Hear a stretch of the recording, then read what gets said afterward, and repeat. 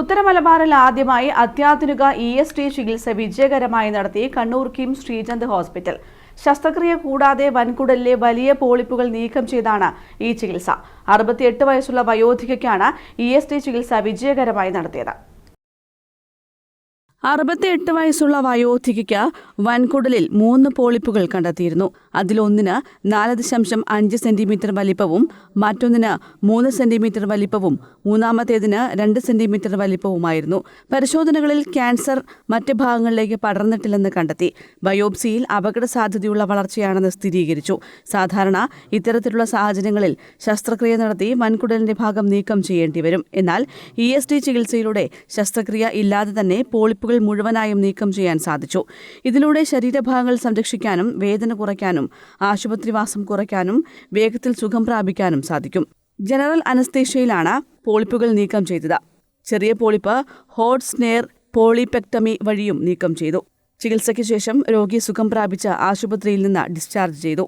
ഉത്തരമലബാറിൽ advanced endoscopy ചികിത്സയിൽ പുതിയ പ്രതീക്ഷ നൽകുന്ന നേട്ടമാണിതെന്ന് ആശുപത്രി അധികൃതർ പറഞ്ഞു. പേഷ്യൻ്റ് സർജറിക്കായിരുന്നു വന്നിരുന്നത്. പക്ഷേ അവർക്ക് ഹാർട്ട് കണ്ടീഷൻ എല്ലാം ഉള്ളത് കൊണ്ട് സർജറിനേക്കാളും നല്ലത് എൻഡോസ്കോപ്പിക് ട്രീറ്റ്മെൻ്റ് ആണെന്ന് ഡിസ്കസ് ചെയ്യുകയും അതിനുശേഷം നൂതനമായ എൻഡോസ്കോപ്പിക് പ്രൊസീജിയർ, അതായത് എൻഡോസ്കോപ്പിക് സബ്മ്യൂക്കോസൽ ഡിസെക്ഷൻ എന്നൊരു പ്രൊസീജിയർ വഴി താഴെയുള്ള റെക്ടോസിഗ്മോയിഡ് ജംഗ്ഷനിലുള്ള പോളിപ്പും സിഗ്മോയിഡ് കോളനിലുള്ള സെസൈൽ പോളിപ്പും റിമൂവ് ചെയ്തു.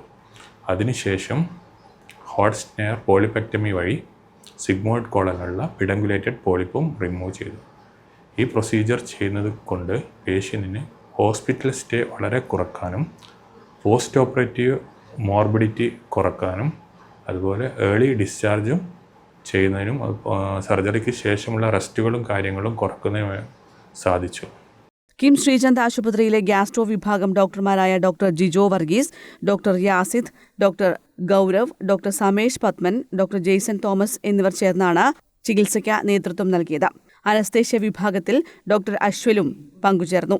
ടെക്നിക്കൽ ടീമിൽ പ്രിയങ്ക, നിഷാദ, റാഫ്ന, അഫ്സിൻ എന്നിവരും പങ്കെടുത്തു. News desk, Kannur vision.